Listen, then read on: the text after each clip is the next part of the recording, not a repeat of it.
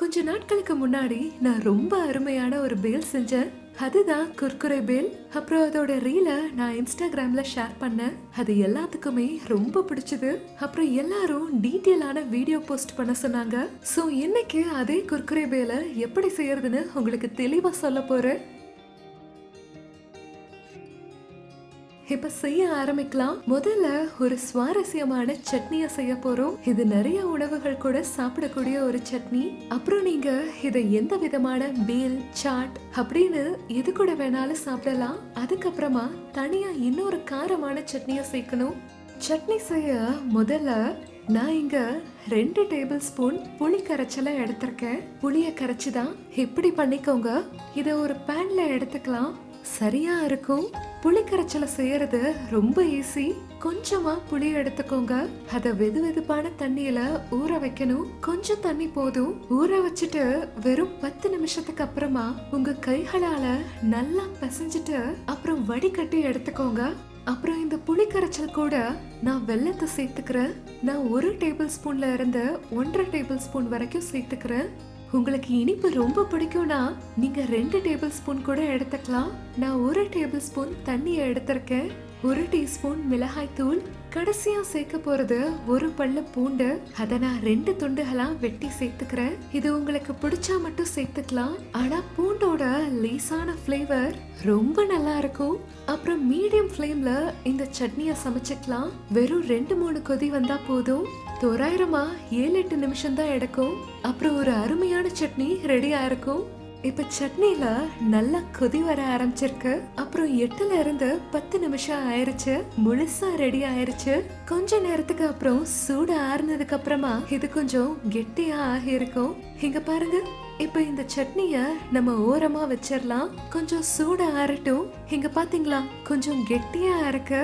நான் உங்களுக்கு ஒண்ணு சொல்றேன். நான் இந்த சட்னில உப்பு போட மறந்துட்டேன்.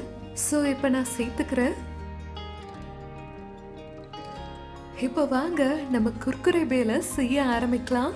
இந்த பேல் செய்ய நான் இங்க நிறையவே காய்கறிகளை எடுத்திருக்கேன். நீங்க பாத்தீங்களா நல்லா பொடியா நறுக்குன தக்காளியை எடுத்திருக்கேன். அப்புறம் 3 நிறத்துல இருக்கிற கேப்சிகம், அதான் குடமிளகாய். அப்புறம் கொஞ்சம் வெங்காயத்தை நல்லா பொடியா நறுக்கி எடுத்திருக்கேன். இது கூடவே நான் ஸ்வீட் கார்னையும் எடுத்திருக்கேன். அப்புறம் வேக வச்ச வெள்ளை சுண்டல், அப்புறம் பர்பிள் முட்டைக்கோஸ் எடுத்திருக்கேன். கொஞ்சம் பச்சை மிளகாய எடுத்திருக்கேன். கூடவே கொஞ்சம் கொத்தமல்லி தலைய எடுத்திருக்கேன். அப்புறம் மாதுளப்பழம் எடுத்திருக்கேன். கடைசியா நல்லா ஃப்ரெஷ்ஷான புதினா.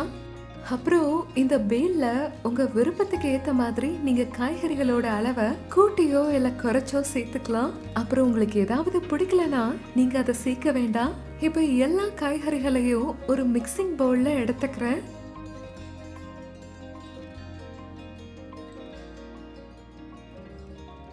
அப்புறம் இது கூட புதினா இலைகளை இப்படி கைகளால பிச்சுட்டு இந்த காய்கறிகள் கூட சேர்த்துக்கிறேன். இப்ப வேணும்னா நீங்க கொஞ்சமா இந்த காய்கறிகள் கூட சாட் மசாலாவை சேர்த்துக்கலாம். ஆனா நான் சேர்க்கல.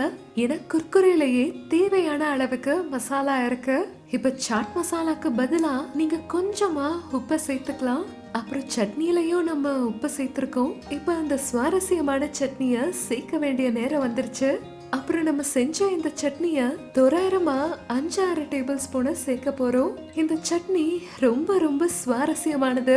எப்படின்னா நீங்க ஒரு தடவை செஞ்சு சாப்பிட்டீங்கன்னா திரும்பவும் இந்த சட்னிய சாப்பிட தோணும். இப்ப எல்லாத்தையும் நல்லா கலந்து விட்டுக்கலாம். எப்பயுமே நீங்க இந்த குர்குரே பேல செஞ்சு வச்சிட்டு இருக்க முடியாது. எப்படின்னா இந்த சட்னிய சேர்த்ததுக்கு அப்புறமா உடனே சாப்பிடுற மாதிரி இருக்கும். சோ நீங்க எப்ப சாப்பிடணுமோ அதுக்கு கொஞ்ச நேரத்துக்கு முன்னாடி சட்னிய காய்கறிகளோட சேர்த்துக்கோங்க. இதுதான் கடைசி முறை குர்குரேவை சேர்க்க போறேன். இது பெரிய பாக்கெட் குர்குரே.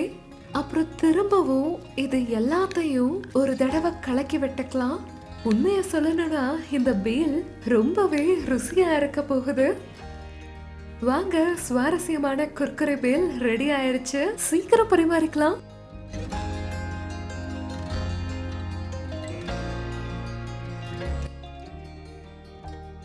மேலே இருந்து கொஞ்சம் சீவை சேர்த்துக்கிறேன். இது டோட்டலா ஆப்ஷனல் தான்.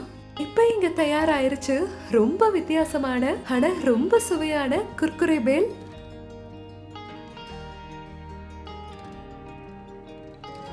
வார்த்தை இல்ல. utterly delicious.